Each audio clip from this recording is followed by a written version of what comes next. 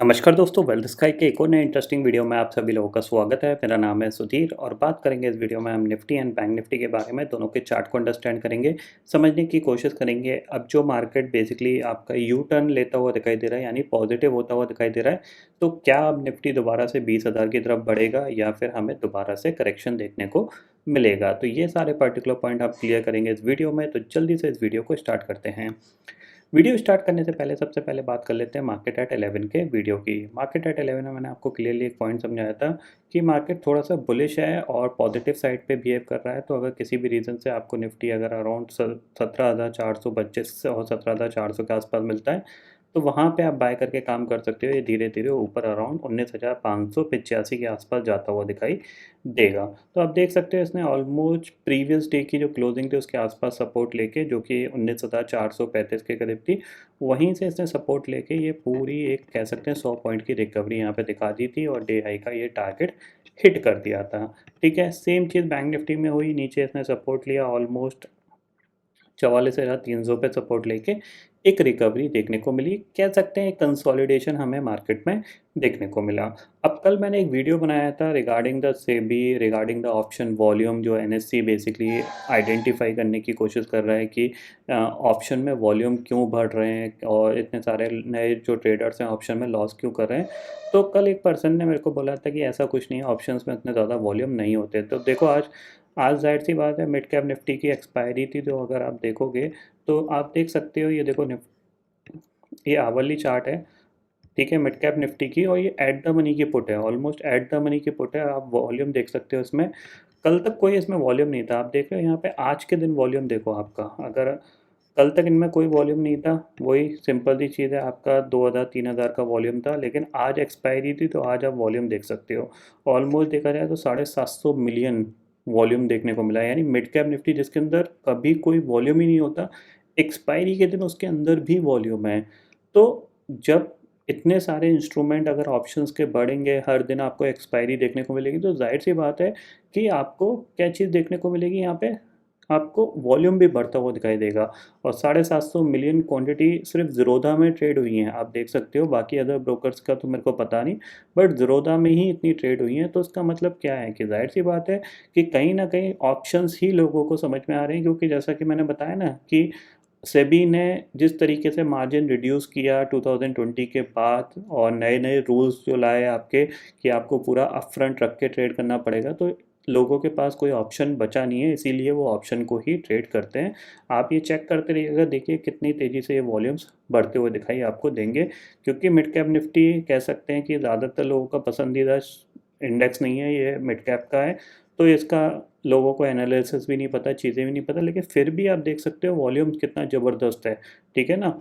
तो जाहिर सी बात है, जब इतना वॉल्यूम्स होगा तो जो प्रॉफिट भी होंगे वो ब्रोकर्स के ज़्यादा होंगे, लोगों के हो ना हो, लेकिन ब्रोकर से भी ये सारे लोग, गवर्नमेंट, एक्सचेंज, ये सब लोग अच्छे खासे पैसे कमाने वाले हैं। तो आपको उसका रिसेंटली एग्जांपल बताऊं तो बीएससी ने ऑलमोस्ट एक दो दिन पहले ही नया लाइफ टाइम हाई हाई लगाया है।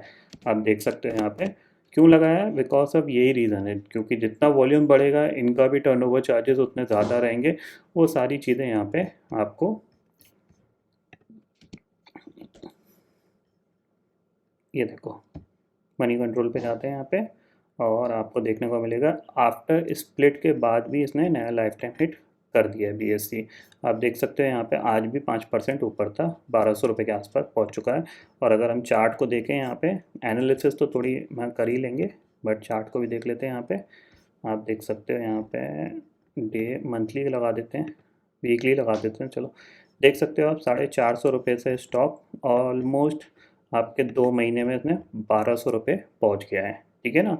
अब क्यों ये पहुँच रहा है क्योंकि ये चीज़ दिख रही है, इन्वेस्टर्स को भी दिख रही है कि जब इतना वॉल्यूम बढ़ रहा है, जाहिर सी बात है तो उस वॉल्यूम का जो टर्नओवर चार्जेस है वो एक्सचेंज को जाता है। तो एक्सचेंज का टर्नओवर चार्जेस अगर बढ़ेगा तो जाहिर सी बात है जो लिस्टिंग एंटिटी है वो बीएससी ही है, एनएससी तो है नहीं। तो यहाँ पे देखो 52 वीक हाई 1,203 रुपये का है, तो इनको सबसे अच्छा बेनिफिट मिल रहा है यहाँ पे। तो जाहिर सी बात है स्टॉक भी भागेंगे। तो ये पॉइंट है। बीच में आपको सी डी एस एल भागता हुआ दिखाई दे रहा था, अभी क्या है, सी डी एस एल क्यों ठंडा पड़ा हुआ है, क्योंकि वहाँ पे क्या चीज़ हुई है, वहाँ पे ऑलमोस्ट आपको पता है पिछले 2-3 महीने में करीब-करीब 35 लाख से आस-पास डीमैट अकाउंट क्लोज़ हुए हैं। तो एनएसडी सीडीएसएल के लिए इतना बेनिफिशियल नहीं है, बट ट्रेडिंग वॉल्यूम उतने ही हैं अगर देखा जाए, तो उसका बेनिफिट यहाँ पे सीधा-सीधा बीएससी को मिल रहा है और बीएससी का स्टॉक आपको दिख रहा है क्लियरली किस तरीके से बढ़ रहा है। और डिस्क्लेमर के तौर पे देखा जाए तो ये मेरे पोर्टफोलियो में पड़ा हुआ है ये स्टॉक, तो काफ़ी अच्छे रिटर्न बना के दे रहा है। अब बात कर लेते हैं कि कल क्या हो सकता है। ठीक है, कल है फिन निफ्टी की एक्सपायरी, तो जाहिर सी बात है फिन निफ्टी एक्सपायरी है, एक इम्पॉर्टेंट इंडेक्स है, तो थोड़ा सा हम पॉजिटिव साइड पे ही समझने की कोशिश करेंगे मार्केट को, और क्या क्या चीज़ें चेंजेस हुई हैं मार्केट में उसको भी अंडरस्टैंड करेंगे। सबसे पहली चीज़ है, आपको अगर इंडेसेस फ्यूचर्स में जाते हो तो डाउ फ्यूचर करीब 57 पॉइंट, नैस्डैक फ्यूचर करीब 39 पॉइंट ऊपर कामकाज कर रहा है। आज के ट्रेडिंग सेशन में अगर देखा जाए तो 19,500 की जो कॉल है वहाँ पे ओपन इंटरेस्ट कह सकते हैं थोड़ा सा घटा ही है। अगर यहाँ पे हम अंडरस्टैंड करें तो सिर्फ 13% ओपन इंटरेस्ट रह गया, लेकिन पुट पे आप देख सकते हो करीब करीब 82 लाख का ओपन इंटरेस्ट खड़ा हो गया यहाँ पे, और 19,600 की कॉल पे भी करीब करीब 19 लाख का ओपन इंटरेस्ट यहाँ पे दिख रहा है, जो कि निफ्टी के लिए है। ठीक है, चार्ट पे चलते हैं, चार्ट को अंडरस्टैंड करते हैं। तो देखो सिंपल सी चीज़ ये है, डे चार्ट लगा हुआ है। ठीक है, यहाँ पे एक ब्रेकआउट आया हुआ है, अगर आप देखोगे यहाँ पे ये आपका ट्रेंड लाइन खींची यहाँ से हमने, और ये इस तरीके से खींची। ठीक है, ये एक ब्रेकआउट है, और ब्रेकआउट के लिए मैंने आपको हमेशा क्या बोला है कि ब्रेकआउट का अगर आपको कंफर्मेशन चाहिए तो जो प्राइस क्लोजिंग है या फिर जो हाई है अगर उसके ऊपर मार्केट सस्टेन करने लग जाए या पॉजिटिव प्राइस एक्शन बन जाए तो आपका जो ब्रेकआउट है वो कंफर्म हो गया है। ठीक है, तो लेकिन फिर भी हम यहाँ पे इसको कंफर्मेशन के लिए ही यहाँ पे मानेंगे। क्यों मानेंगे? क्योंकि इसने एक इम्पॉर्टेंट ट्रेंड लाइन है, इसको भी क्रॉस किया है। दूसरी चीज़ है, जो मूविंग एवरेज था आप देखोगे यहाँ पे 50 डे मूविंग एवरेज पे है कंटिन्यूसली, क्या ले रहा था? रेजिस्टेंस ले रहा था। आप देख रहे हो यहाँ पे, ये यहाँ पे इसने इसको सपोर्ट ले रहा था, फिर इसको ब्रेक किया, ऊपर गया, फिर सेम यहीं पे रेजिस्टेंस लेके नीचे आया, और कल भी जो क्लोजिंग आई थी ऑलमोस्ट 50 डे मूविंग एवरेज के पास आई थी, बट आज सक्सेसफुली इसने उसके ऊपर क्लोज दे दिया है। तो कह सकते हैं एक बहुत ही दो पैरामीटर्स के तौर पे निफ्टी पॉजिटिव होता हुआ दिखाई दे रहा है। अब जो इसके लिए रेजिस्टेंस है वो सिर्फ एक ही रेजिस्टेंस है, वो कौन सा रेजिस्टेंस है? वो है ये प्राइस एक्शन। ठीक है, ये लेवल यहाँ इसके ऊपर जैसे निकलेगा ये, तो ये जो प्राइस एक्शन है इसका पॉजिटिव होता हुआ दिखाई देगा, और इवन 19,585 के ऊपर भी ये पॉजिटिव होता हुआ दिखाई देगा। फिर इसके लिए कुछ ज़्यादा नेगेटिव बचेगा नहीं निफ्टी के लिए, ये ध्यान रखना पॉजिटिव होने के लिए। तो अगर शॉर्टर टाइम फ्रेम में हम समझें तो सिंपल सी चीज़ ये है कि हमारे पास जो इम्पोर्टेंट टारगेट है अभी जो निफ्टी के लिए है वो है 19,585। 19,585 के ऊपर अगर ये क्लोज दिया या फिर 19,600 के ऊपर क्लोज दिया तो फिर सीधा सीधा इसके लिए हर्डल 19,650 होगा, और 650 के बाद इसके बाद कोई हर्डल नहीं होगा इसके लिए। धीरे धीरे ये 19,700, 700, 750 ये इन लेवल को क्रॉस करता हुआ दिखाई देगा। मतलब धीरे धीरे ये 50-50 पॉइंट के टारगेट यहाँ पे ओपन होते हुए दिखाई देंगे। जो एक अच्छी खासी शॉर्ट कवरिंग आ सकती है वो आपकी आएगी 19,650 के ऊपर। ये पॉइंट आपको ध्यान में रखना है। नेगेटिव तभी होना है जब आप आज के लो के नीचे जाओ या फिर 19,400 के नीचे जाओ, तभी आप नेगेटिव होइएगा। अदरवाइज जो भी आपको इंट्राडे में सेल ऑफ देखने को मिलता है वहाँ पे आप बाइंग अपॉर्चुनिटी ढूंढ सकते हो, ये ध्यान में रखिएगा। ठीक है, तो निफ्टी का आपको समझ में आ गया। बैंक निफ्टी को देख लेते हैं। तो बैंक निफ्टी के लिए देखो सिंपल सी चीज़ है, बैंक निफ्टी के लिए जो अब इम्पोर्टेंट लेवल है, क्योंकि बैंक निफ्टी स्टिल अभी भी एक रेंज में ही है, बट एक चीज़ ध्यान रखना बैंक निफ्टी के लिए, ये एक ट्रेंड लाइन है जिसको आप इम्पोर्टेंस दे सकते हो। ये इस हाई को इस हाई से मिला लीजिएगा इस तरीके से।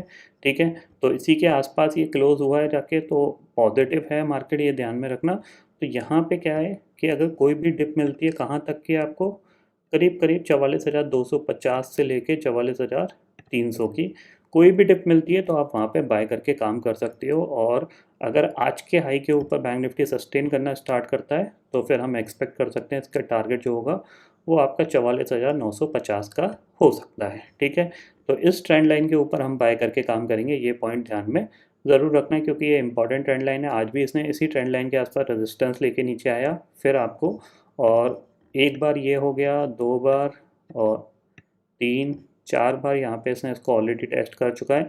हो सकता है थोड़ा और नीचे आए और फिर ये इसको ब्रेक करने की कोशिश कर सकता है। तो 44,500 के ऊपर या फिर 44,300 के ऊपर जब तक ये ट्रेड कर रहा है तब तक ये पॉजिटिव है, ये चीज़ ध्यान में रखिएगा। 44,250 के नीचे जाएगा तभी हम एक्सपेक्ट कर सकते हैं कोई करेक्शन, अदरवाइज मार्केट ठीक ठाक सा पॉजिटिव दिख रहा है। एक्सट्रीमली पॉजिटिव नहीं कह सकते, बट हाँ पॉजिटिव साइड पे अच्छा खासा ये होल्ड करने की कोशिश कर रहा है। ठीक है, बात कर लेते हैं फिन निफ्टी की, क्योंकि इसकी एक्सपायरी है कल, तो कल इसके लिए अगर आप देखोगे तो सेम इसके लिए भी एक इम्पॉर्टेंट ट्रेंड लाइन है, उसी पे आप फोकस करिएगा अप साइड पे। अगर ये ब्रेक होती है, पॉजिटिव प्राइस एक्शन बनाना स्टार्ट करती है, तो फिर आपको एक अच्छा खासा मोमेंटम देखने को मिल सकता है। और ये हाई, ठीक है, ये हाई, इस हाई को इस तरीके से मिला लीजिएगा। ठीक है, 15 मिनट टाइम फ्रेम में आप देख सकते हैं यहाँ पे, क्योंकि इसने ऑलमोस्ट कंसोलिडेशन किया है। ठीक है ना, तो 44,700 के ऊपर जब तक ये ट्रेड कर रहा है तब तक ये पॉजिटिव ही है, ये चीज़ ध्यान में रखिएगा। ठीक है, इसके ऊपर जब तक ट्रेड कर रहा है ये पॉजिटिव है, तो किसी भी रीज़न से अगर 44,700 या फिर 44,670 के आसपास मिलता है, तो वहाँ पे एक बाइंग आती हुई दिखाई दे सकती है। और ऊपर जो टारगेट है आपके पास वो आपका 1986 यानी आज के हाई के आसपास का टारगेट हो सकता है, 19,870 का। तो ये पॉइंट ध्यान में रखिएगा, अगर ये 19,700 के 800 के ऊपर सस्टेन करता है तो फिर ये यहाँ तक जाने की कोशिश कर सकता है। इतना ही मूवमेंट आ सकता है, क्योंकि लोअर विक्स पे इतना ही मोमेंटम बनता है। बट अगर पॉजिटिव प्राइस एक्शन बनना है स्टार्ट हुआ तो फिर चांसेस बन सकते हैं, क्योंकि फिन निफ्टी की एक्सपायरी इंपॉर्टेंट होती है, इसमें डाटा काफ़ी अच्छा रहता है। तो कोई भी डाटा ट्रैप होता है किसी भी रीज़न से शॉर्ट साइड पे, तो फिर ये ऊपर की तरफ मूवमेंट कर जाएगा। तो थोड़ा सा हम पॉजिटिव साइड पे ही मार्केट को देखने की कोशिश करेंगे, ये चीज़ ध्यान में रखिएगा। बाकी आपको मार्केट एट 11 में मैं आपको कुछ भी यहाँ पे नया चेंजेस होते हैं तो डेफिनेटली वहाँ पे अपडेट कर दूंगा, बट थोड़ा सा मेरा व्यू पॉजिटिव साइड पे शिफ्ट होता हुआ दिखाई दे रहा है। ठीक है, ग्लोबल मार्केट की सिचुएशन मैं ऑलरेडी आपको बता चुका हूँ। करेंटली भी देखा जाए तो 50 पॉइंट डाउ फ्यूचर ऊपर है और नैस्डैक भी करीब 42 पॉइंट ऊपर कामकाज कर रहा है। तो ग्लोबल मार्केट भी स्टेबल है, हमारा मार्केट भी स्टेबल है। विक्स धीरे धीरे लोअर साइड पे जाता हुआ दिखाई दे रहा है, तो आपको फोकस करना है थोड़ा सा पॉजिटिव साइड पे। ये पॉइंट आपको ध्यान में रखना है। आप देख सकते हो 3.5% आज भी विक्स यहाँ पे ड्रॉप हुआ है। ठीक है, तो आई होप दोस्तों ये पर्टिकुलर डाटा आपको समझ में आ गया होगा। दोस्तों फिलहाल इस वीडियो में इतना ही है। आई होप ये वीडियो आपको पसंद आएगा। वीडियो पसंद आता तो लाइक और शेयर ज़रूर करिएगा, और चैनल को जो सब्सक्राइब कर लीजिए, क्योंकि मैं जो दिन लेके आता रहूँगा हर दिन आपके लिए नए नए वीडियो। इसी के साथ शुक्रिया दोस्तों, जय हिंद।